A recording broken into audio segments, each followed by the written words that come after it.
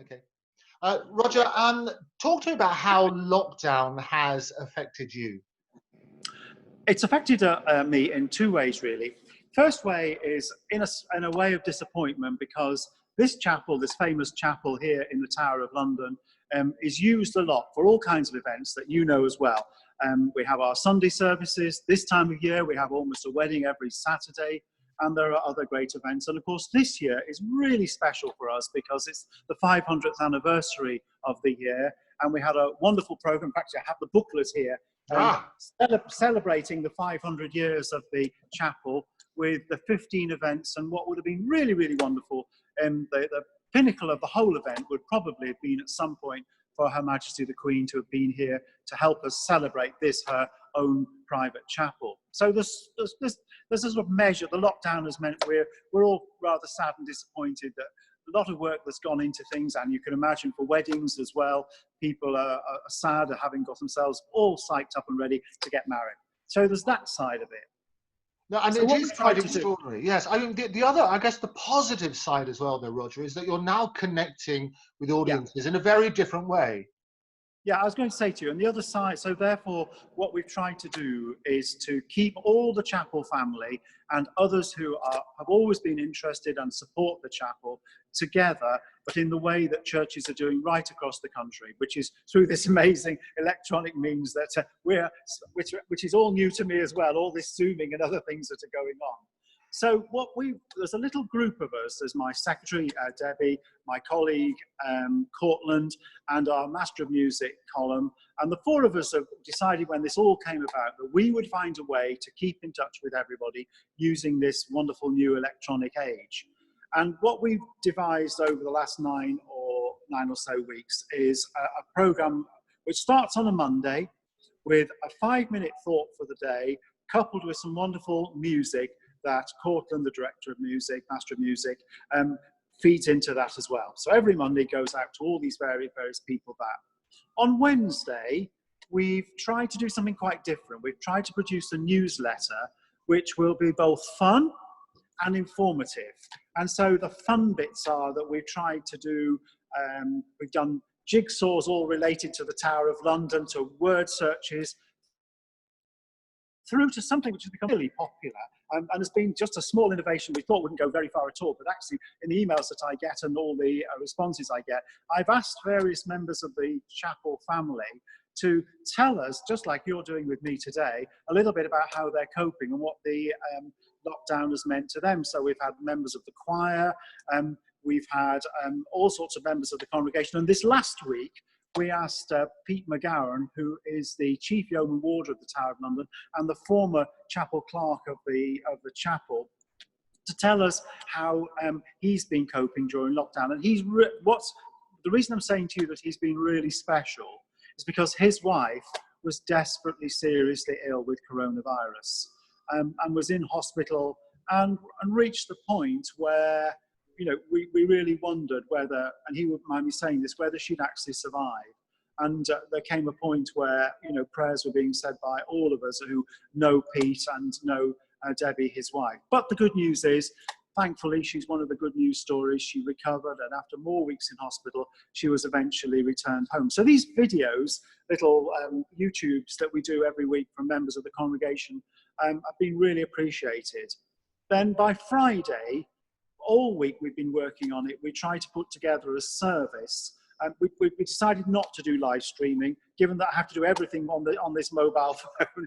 We decided live streaming was beyond this, Vicar. So we would produce a service, and we've done that. And for the last 9 weeks, we work all the way through the week, and we provide music and reading and prayers and a thought for the day. And we're very lucky, as you know, because David Suchet, Mr. Poirot, is a member of our congregation, and he does the readings every week. And Cortland and myself box and cox the thought for the day, and Colin, of course, produces really amazing music, which we stitch together and then send out on a Saturday, and people hopefully, except for my mother, who always seems to listen to it on a Saturday and not on a Sunday. I hope you're listening, Mother. Keep telling you off.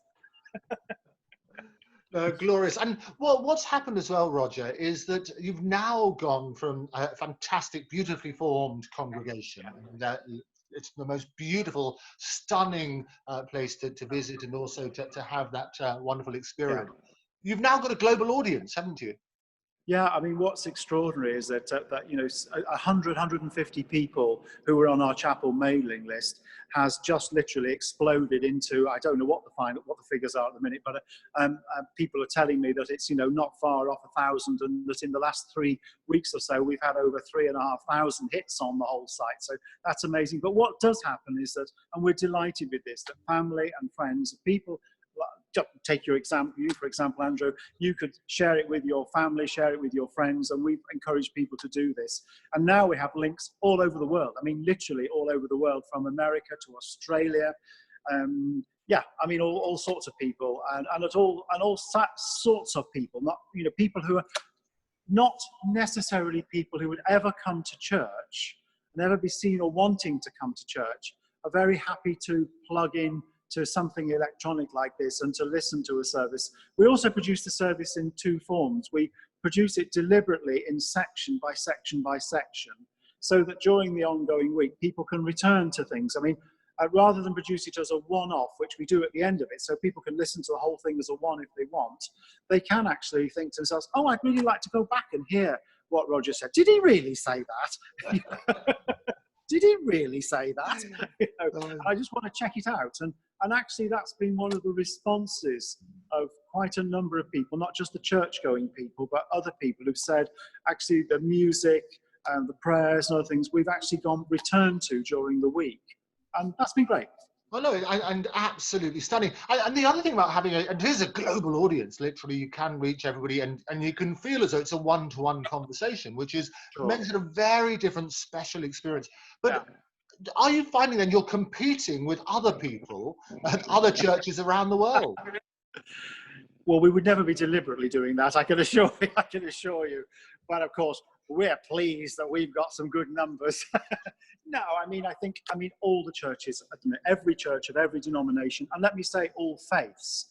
I watched a thing on the news last night about a funeral taking place for a Muslim, and you know, and that was the whole thing was having to be done by live streaming. So all of us are having to find new ways to both communicate, keep in touch with, and assure people of our thoughts and prayers during these different times. So it's not just a Church of England thing, as you know, it's altogether, Andrew. You know, it's something that all the churches, and those of us like ourselves, for whom the electronic world, I mean, one of the lovely things that people like about the Tower of London, about this chapel, in a way, you know, we are still one of the few bastions of the 1662 prayer book. We still read the Authorised Bible because that's what the Queen likes. We still sing lots of wonderful music from Bird and Tallis and Tompkins. And that sort of ambience of the chapel also is something about the chapel. You know, we're fairly old-fashioned, and technology is something we're growing now into. And of course, we're having to adapt. Every week, you know, we learn something new to try and enhance and encourage people to be online and join us and enjoy it. And absolutely stunning on that sort of basis. Now, people in the media have always said there's been a number of issues, obviously, apart from people not being able to attend church. You mentioned about weddings and funerals and things like that. Talk to me a bit more about that and how people have been affected. Well, so we don't do very many funerals here because people tend to work at the Tower of London and retire rather than die in office. I mean, it does happen. Sadly, it does happen, but very rarely. Weddings and baptisms, for example, are a very different kettle of fish.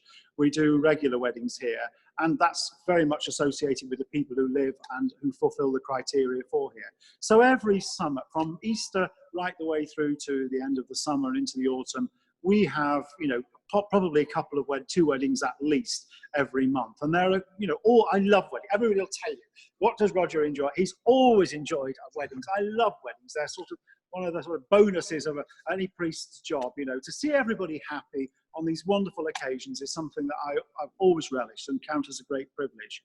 And, you know, for young people in particular who have spent a long time getting themselves ready for this, planning the wedding, planning the venue for the reception, you know, the photographer, the dress, the food, you know, the bridesmaids and everything, to then be told in March that churches are all closed and it's unlikely that they'll be opening for a long while. has really upset some of the people that I'm working with on weddings. And so what's happened is we've had to make the decision that we hope that churches might be open by the autumn, meaning September, in some limited way. And we can look at exploring whether they can postpone their wedding to then, or simply, as quite a number have done, they've just bitten the bullet and in the end said, look, we don't want to come to church in the autumn where social distancing dictates that it can be you, my mum and dad, 2 witnesses, no music, no nothing. We'd rather postpone our wedding and get married in 2021. So tough as it has been for some, and it's been really tough because people have lost deposits, lost money on things, haven't lost any deposit with us because we don't get a deposit. But you know what I'm getting at. You know, we're very happy to move things to next year and try and help people as much as we can. Same is true with baptisms. Same has been true with our 500 celebrations. We're all having to look at next year. Same is true with other services that annually take place here, as well as 1 or 2 individual ones, special ones that relate particularly to this particular building and to the buildings of the Tower of London. For example, the service of Lilies and Roses, which is, you know, unique to the Tower of London and commemorates the death of Henry VI in 1471.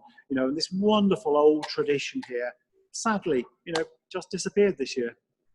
And very sad. But as you say, there are many special things about the church and also the chapel. And as you know, because you very kindly did it for us, you christened our son, Aubrey. Yeah. Tell us a little bit about the church and the chapel. Okay, well, in the Tower of London, we have 2 chapels. The first one that was built in the White Tower on the instructions of William the Conqueror. And Bishop Richard, who is involved with your family, always calls it the Conqueror's Chapel. It's the oldest Norman chapel or church in the whole of the United Kingdom. Built, started in 1066 and completed in 1078. And it was the chapel royal for the royal family for over 600 years. There was also a little chapel built within the precincts of the Tower of London to serve those non-royals, because in fact only people would have worshipped in the White Tower would have been the royal family and their immediate friends and family. So there had to be a chapel in the Tower of London for the soldiers, the cooks, the foresters, the bottle washers, all the people who lived and served the White Tower. And so a little chapel was built and then became surrounded by the walls in the Tower of London. So it found itself in the precincts of the Tower of London. That chapel was built twice, once by Henry II and second by Edward I, and continued until 1481 when there was a fire which destroyed part of it. And then in the early reign of Henry VIII, Catherine of Aragon, I always tell this story with a bit of a tongue in my, you know, we do good for telling stories in the Tower of London. It always makes for a bit of a, you know, is that true? You know, so I always tell people that Catherine of Aragon, Henry's first wife, they were up in the Tower of London, you know, and they were there in the White Tower, and Catherine of Aragon, who was very devout Catholic and gave alms to the poor, was walking around the Tower of London inside, saw the state of that last chapel, went upstairs for burger and chips with Henry, and said, listen here, you know, we're not doing well here. Those poorer people, they need a new chapel. So in 1519, King Henry ordered that a new chapel should be built right next to the one that was damaged. At that time, he hadn't robbed the monasteries and Cromwell hadn't done his bit and all that sort of thing. So basically, he said, you'll have to use the stone from the original chapel to build this new one. So this new one, exactly as we see it today, was built in 1520, hence the celebrations this year of 500 years of the chapel. From being very much an ordinary little chapel to serve the needs of the community in here, over the next 100 years, it began to take on a whole new different role, because during Henry VIII's reign, as we know, he was quite good at chopping the heads off of various people, including 2 of his wives who are buried here as well within the chapel. And so people went to Tower Hill, they were executed, their bodies were brought back here, buried without the rites of the church within the chapel, and their heads taken to be boiled and tarred in the Tower of London before stuck on Tower Bridge, where they would then, after 28 days, be thrown into the River Thames. And over the 100 years, this chapel began to fill up with, you know, the great and the good, as well as those ordinary people who died around the Tower of London. And by the time Queen Victoria came along to look at the chapel in the mid-19th century, there were 1,800 bodies just below the floor level here, and 15 members of the royal family buried in the East End here, in what we call the Royal Pavement area, including 3 Queens of England, Queen Anne Boleyn, that's Sir Henry VIII's second wife, and then Catherine Howard, King Henry VIII's 5th wife, and then just in the front here, we have Lady Jane Grey, one of the saddest stories of the Tower of London. And amongst those and around them are other members of the royal family. So the chapel went from being a very nonplussed, really, if you like, very small, very plain little chapel, to something far more significant. And that's very much how it is remembered today. And it's one of the reasons why it's one of the major tourist attractions within the tower, because in principle, people are constantly coming here to see the graves of particularly Anne Boleyn, Catherine Howard and Lady Jane Grey. We also have 2 saints of the church buried here. We have St. Thomas More, St. John Fisher, and among the royals, of course, we have Blessed Margaret Pole, the very last of the Plantagenets, who was executed here at the Tower of London as well.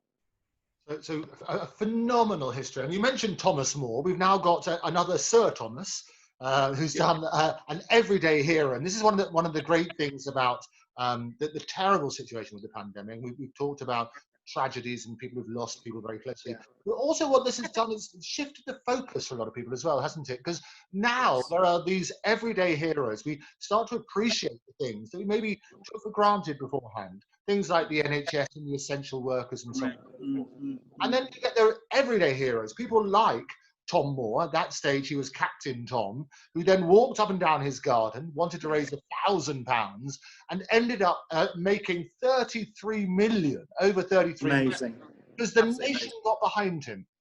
Yeah, absolutely amazing. Yeah, I mean, I think in all times of crisis, and you know that I come from a military background, and I've seen all over the world where I've been on operations and things, how it's quite extraordinary.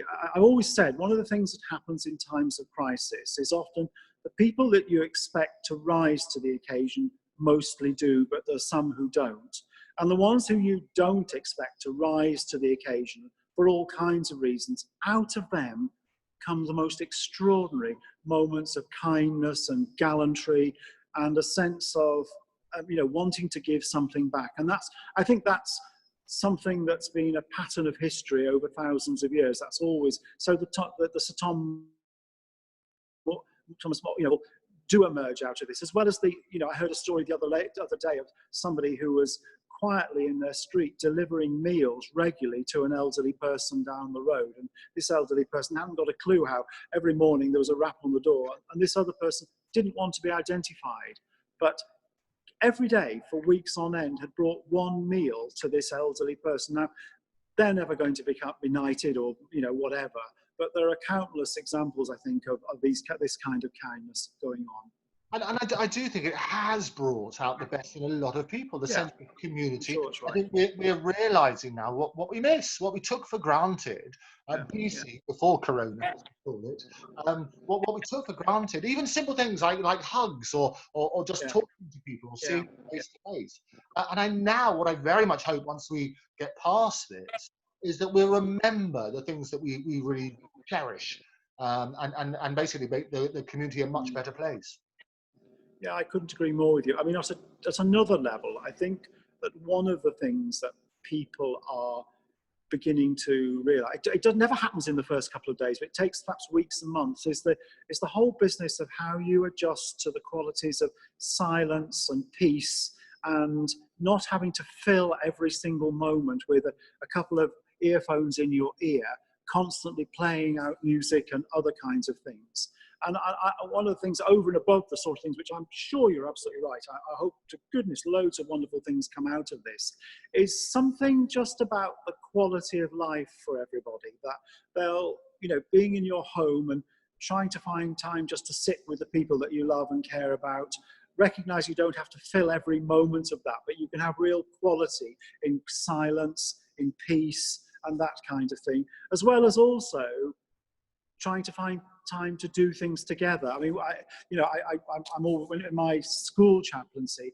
I used to get slightly anxious about the number of children who would, as soon as there was a break, they would go to their mobile phone rather than do things together, as you and I might have done in our playground time in years gone by. And that one of the things you're hoping with, I hope will come out of this, is that people look at the quality of time and how they actually just use it. No, I think you're absolutely right. And I always say that the more means of communication there are, the less we're able to communicate. And when you Yes.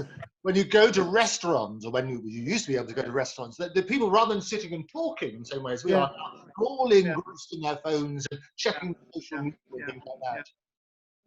The other thing I've picked up actually from our chapel community as well is the difference between those people who are by themselves alone and those who are lucky and fortunate to be living with a partner, whether it's their wife or just living in a shared flat with other people. I'm conscious in my congregation here, I have quite a number of people here who are by themselves, and I've tried regularly to ring them and just say hi and how you're doing. And they're all doing fairly well. But one theme that comes out quite regularly, without them all knowing it, without talking to each other, is that they say, you know, we miss at the evening just having a conversation with somebody else. And what I'm trying to say also is that I think as a nation and as a community, we ought to try and remember a bit more about what loneliness is all about and how some people find that actually quite a struggle being themselves. You think of the widow as well as the young, you know, worker in the city who's left home, been to university, something, got a great job in the city, was actually living by themselves. But, you know, loneliness is a hard thing to deal with, I think. Well, no, absolutely. Loneliness and isolation. One of the great things, I've been speaking to everybody from all walks of life on this series, as I say, from Australia to Zambia, to Belgium, looking at the different approaches that they have to this sort of thing. One common theme, as you say, is isolation. For those who don't have communication, I think we should be conscious of that and respect, and picking up the phone to people and saying, have a short conversation, saying to people who are very close to you, I love you, because you may not do that sort of, I may not say that, you might put it off till tomorrow. All those sort of things. I hope that will be the wake-up call. I had a funny story. One of the members of my congregation told me the other day when I rang her. I said, well, how are you getting on? Fine. She said, do you know what I've been doing? She said, I've been going through my address book, and every single day I started at A and I've been ringing everybody in my address book, one after another, working my way all the way through. And she said, this is by way of what did she describe it as, a mid-year Christmas card. She said, you know, instead of the once-a-year Christmas card, I'm making an effort to go right the way through my address book. And I thought, well, that's really rather good. I might think about that, you know, start at the beginning of mine.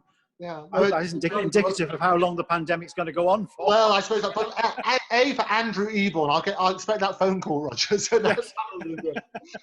The other thing which I've been doing is talking to people about how they got to where they are now, and looking back. And you've got a fascinating life. You were born in Shropshire. How much of those early days do you remember? Oh, quite a lot, really.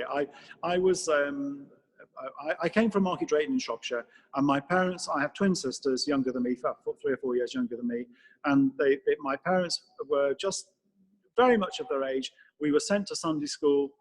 When we'd finished in Sunday school, or grown out of it, or at least I became a choir boy.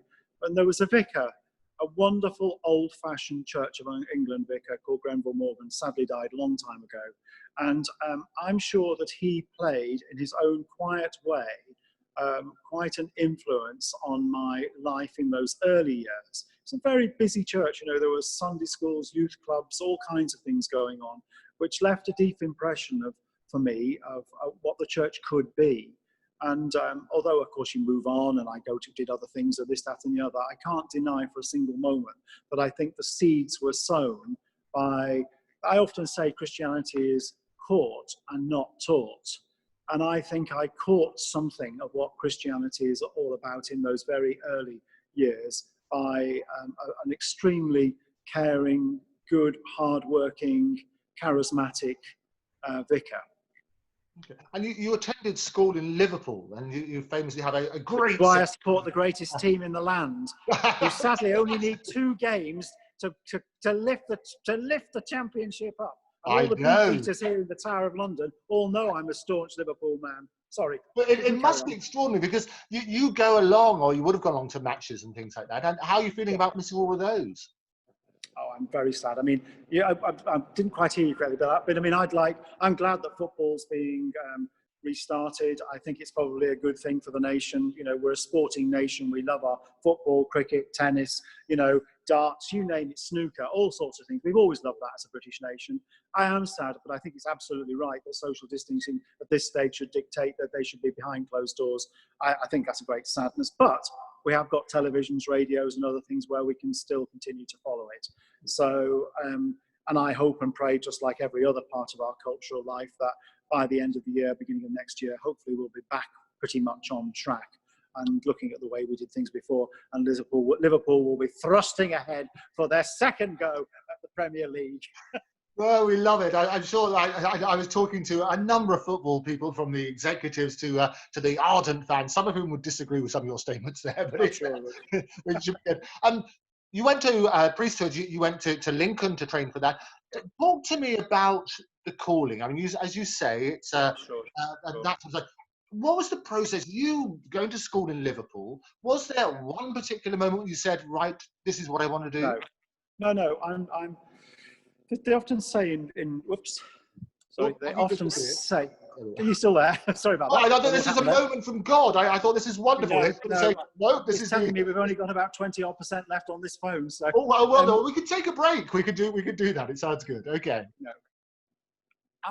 They often say in vocations, in terms of callings, to all kinds of things, whether it's to the church or to nursing or to being a teacher or to being a journalist. You either have this sort of Damascus Road experience where you suddenly reach a point in your life and something happens, and it can be any manner of things, and you suddenly realize you've got to go in a certain direction. And then there are a number of people who travel what we call the Emmaus Road, which is a gradual road where the truth imparts itself over a gradual process of circumstances, events, and people. And I think I'm one of those people who, as I say, I was lucky enough to be encouraged into the church, to go to church as a child, and I've never really felt that God's left my side. The process of moving from, being a lay Christian to becoming a priest, for me, was about testing it out and seeing whether, if the door remained open, I would continue going in that direction. And if the door slammed flat in my face, I would be saying to myself, this is the moment at which I perhaps ought to rethink this and go in another direction. So I tested it out, as people do, and the door continued to stay open. And I then went on to Lincoln. I went to God's own county of Shropshire to do a 3-year curacy. And then, because I was still relatively young by today's standards, in my late 20s, I thought about the armed forces and joined the army. I thought I would enjoy that way of life, working with young people, lots of traveling. It would be good for my family. I was married by then with children, and it would be good fun. And actually that proved to be the case. And you went to quite a few countries when you were in the forces. Talk about some of those. Yes, I'm a very classical chaplain of that early 80s and 90s period.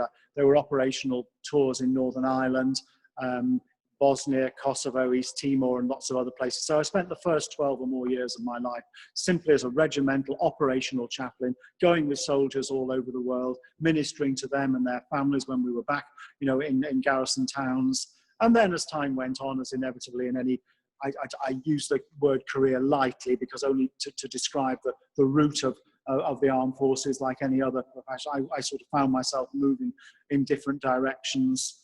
And I finished up in Edinburgh before I had a telephone call inviting me to leave the army and come down here to the Tower of London and do a proper job. So talk to me about that telephone call. I mean, it is an extraordinary journey. People always wonder how this comes about, and yes. Professions. Yes, I mean, these sort of. I was quite literally working on a Monday morning in Edinburgh, 3 or so years into my appointment. It was a very busy job, an extremely busy job, looking after chaplains all over Scotland and the north of England, as well as sending people on operational tours to Iraq and other places. When my secretary walked in and said, "There's a phone call from you. I think it's quite important, and you ought to answer it now." And Yeah, and so I answered this phone call. It was the Constable of the Tower of London at that particular time on behalf of the palace, ringing to say your name's been given to us as a possible candidate to come and be one of the chaplains to the Queen and to live at the Tower of London. I know that you've still got some years to do in the armed forces. I had actually had 6 years to do. And when you're next down in London, will you come and see us? That's a polite way of saying we want to interview you and you better get yourself down here. Right. So that's what I did. But in fact, as people will tell you and know, I sat then on the job for quite a long while because I really enjoyed being an army chaplain and ministering among chaplains and soldiers and their families. And eventually I got another phone call from Richard Charters, your friend, the bishop, telling me to make my mind up. The time has come. And I always blame Barbara for this. She always said, you know, two things about this. One, you'll love all that dressing up. And secondly, you'll have to find something else for you to do where you keep your feet on the ground. And to be serious, I think the point was that I'm one of these people. It's been, you know, my journey has been one where I've never really applied for a job anywhere in my working life. I've gone where I've been told to go. That's what happens in the armed forces. And I felt if the bishop and the, you know, the Queen or whatever it is calling me to this particular job, who am I to say, you know, that I should carry on doing what I do? So, you know, it was quite a risk at the time. I mean, it was quite a, you know, after 20 plus years, I knew this was going to be an enormous sea change, but I thought if it's meant to be, it's meant to be. And so that's what happened 13 years ago. And so time rolls on. And quite extraordinary. And do you know how your name would have come on Her Majesty's radar? And do you know, were you told? I think it's something to do with her. I don't think she knew Roger Hall very well. I was going to say, it was one afternoon over tea. She was the crumpets. And by the way, do you fancy a job? Well, exactly. No, I think it was much more to do with the constable, the then constable at Constable of the Tower, a most absolutely wonderful man called Roger Wheeler, who I'd actually worked with in Northern Ireland. He was the general there, and I was very involved with some very, very unpleasant and sad businesses out in Northern Ireland, burying soldiers who died here, and also involved with the Chinook helicopter disaster when over 26 intelligence officers were killed. And so I got to know the general very well. And I think we'd sort of, not that you become friends at that level with generals, but he'd always sort of kept in touch as a result of all the time we'd had to spend together burying soldiers and visiting families.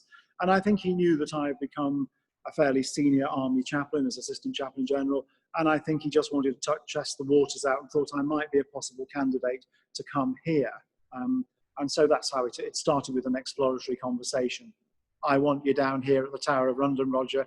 time to resign. Yes, sir. Then? I mean, if you were going to do a job description, apart from the fantastic things you do at the Tower, what would your job description be?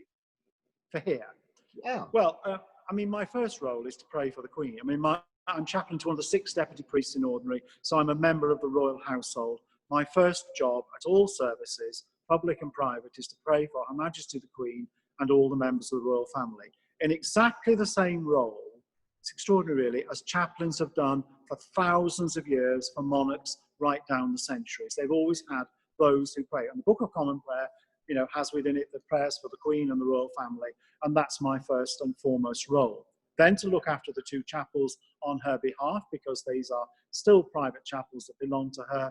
And then thirdly, to care for the community that live within the Tower precincts of the Tower of London, as well as look, you know, that obviously spills over into tourists and many other people that come to visit the Tower of London as well. So it works on that sort of basis, which is phenomenal. And you very kindly invited us to see you being canonised as well. Talk to us a bit more about that. Yeah, well, in the when I told you the Chapel Royal here was here for over 600 years, and originally at the time at the end of the Chapel Royal, when it moved from here to St James's Palace, and when it was basically with the Reformation, the 6 canonries that were here at the Tower of London were all disbanded and got rid of because they were no longer needed. And thanks to Bishop Richard Charters, he after a certain amount of time here, he said, I think it'd be quite rather fun to try and reinstate one of these canonries, and we'll create a seat at St James's Palace. And so he went to see the Queen, and the Queen said, well, this is rather fun. She said, I'm usually, you know, disposing of things rather than creating things. So I'm very flattered and very honoured that she agreed to this. And so I became effectively the first canon of the Chapel Royal since the Reformation, which was a great honour, and have a seat official seat, if you like, in St James's Palace at the Chapel Royal there. And it was a glorious service. You very kindly invited a number of us to come and witness you being canonized. And as I say, some of the favourite moments. I think it's people get all sorts of comfort, but it's when it's a magical surroundings and all that sort of stuff, steeped in history. What amused me, the most amusing part of that, you might remember, was Bishop Richard read out this great scroll that had been created for him with all the rights and privileges of the chapel, canon of the Chapel Royal, and then sort of under his breath, sort of halfway through, said, "Yeah, don't hold your breath on any of these, Roger." It was a glorious moment, which is was very funny, really. Now, I know, Roger, a lot of people take a lot of comfort from these sort of videos, and they also have a lot of questions. And there's one which a lot of people have asked me, and I thought, if I can ask you, they talk about the power of prayer. Okay, the power of prayer, and they say that if God is listening to us, where's it gone wrong? What would you say to them? Well, I am a really firm believer, and this comes out of my army experience and out of the death and destruction, the absolutely appalling murder of soldiers, and for example in Bosnia, seeing and being party to seeing women and children, the bodies of people who've been murdered totally senselessly, to always have believed that God shares with us and is in that pain, not creating and absolving himself from that pain. I've always believed theologically that, he is part of it. What pains us pains him. It doesn't answer the question of why he doesn't strike down and do something about it, but as to the question about how he is part of that. So when I held the hand of a dying soldier, it was nothing about me at all. It was about God holding the hand and sharing the pain and the agony and the tears of that person who died at that time. It's traveling with, being a part of, it's part of being incarnationally, if you like, part of that whole process of sharing that with us. And now, that doesn't answer the question for a lot of people. A lot of people still feel that God should intervene. Why does he let these, why does he let children die? Why does he let, terrible things happen? That's a different question. But I think the power of prayer is the power, to me, of helping people feel connected to a God who is sharing with them in the pain and suffering that they're sharing. And what would you say to people who do ask that slightly different question then about why doesn't God intervene? Ask somebody who knows how to answer it better than I do. No, I mean, that's a frivolous answer. I mean, I'm no theologian. I mean, I think the whole business of God is that he's not a whole history of what faith and religion is all about. He's not been a God who's intervened. He's allowed us, the very human beings, to be the people we are, and out of that to represent what it is about him as well. And the moment, whoops, there we go again. Have you got me? The moment he intervenes, is the moment he becomes a dictator. And it's not about that. It's not about dictating. It's about loving people. And, I wouldn't want a God who was, dictating the terms to me and you and being almost unpredictable in where he would do that. It's up to us to find the God in you and me and everybody else to enable the better things to happen. So many of the things in life that have happened shouldn't necessarily have happened in the first place anywhere if people had just behaved in a civilized and loving way towards one another. Right. So it's a tricky question, as you say. It is terribly difficult. Because, and I can understand why people ask it, because they will simply say, look, if the prayers are not answered, I mean, firstly, how does he pick which prayer to answer? Or he or she, how is it picked? And secondly, obviously everybody's praying for this to finish. Why is it not finishing? Yeah. Well, I think, we pray for the scientists, we pray for the medical researchers, we pray for the doctors and the nurses, we pray for all those that are, involved with it, and hope that out of all this, you said over and over again, that sometimes out of pain and suffering, goodness and light and hope and love will be reflected in a different way in many, many ways. And I think that's part of what the answer has to be, I think, to these times of pain and suffering. It makes it very difficult for the families and people of the nearly 40,000 people who've had to go through that particular process, as part of the suffering, I think. I think that's absolutely right. But as they say, in amongst all the tragedy, there is a shining light. There a lot of good has come. I do think there's nothing which unites people more than a common enemy. Exactly. Yeah, I agree with you. I agree with that entirely. Yeah. So in your illustrious career, a couple of final questions, your illustrious career, what has been your biggest regret and what has been your proudest moment? Anybody will tell you, all my close friends, I'm lucky, I've got a group of friends that I've traveled with through my life and know me quite well. And I really count my blessings for that. My wife, who I met when I was at school, we've been together since we were 16, long travel together. I think I would say to you maybe on tiny things, but I'm not somebody who's lived with lots of regrets. I've counted my blessings and thought to myself, this is amazing. That's okay. As far as, the big moments are, funny enough, the big moments are often little moments, but big moments for me. At a personal level, you can never get over having children and grandchildren and what that means to you. At a professional level, my mum, who's still alive and is 92, and I'm sure she won't mind me saying this,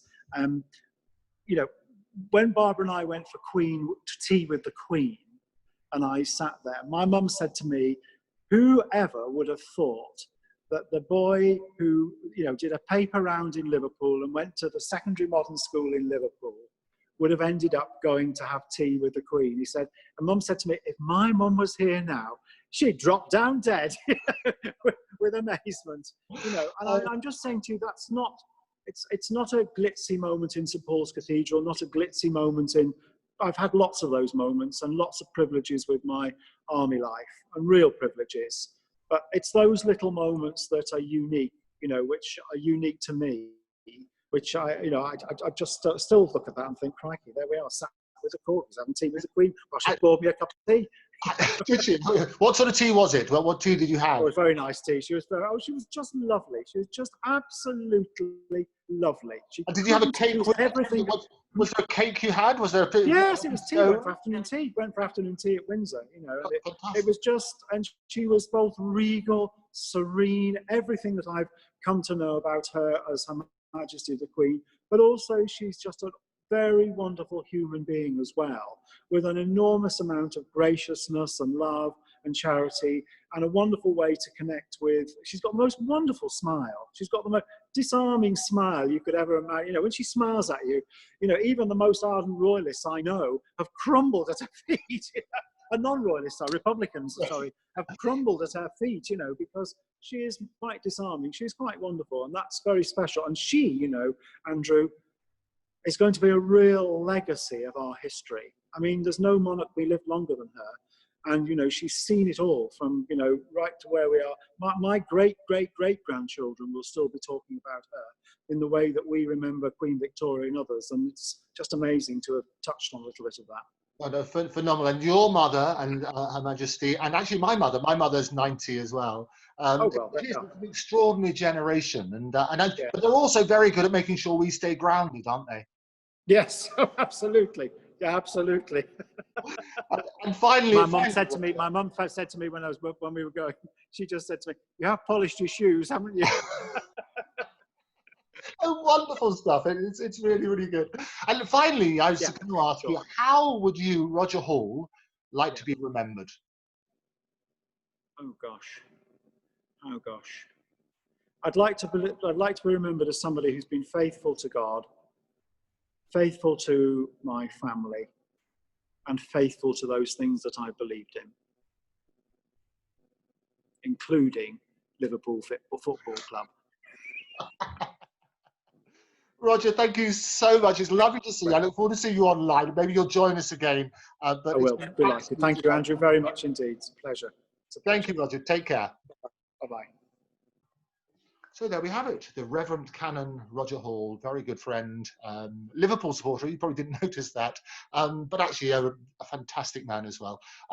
Do join me next time for Andrew Eborn's Lives on Lockdown. If you'd like to take part in the show in any way, or drop me a note, or have any comments, put them in the comments below, or write to me at lol, that's LOL, at octopustv.com. But for now, be safe, look after yourselves, and we'll see you next time. Bye-bye.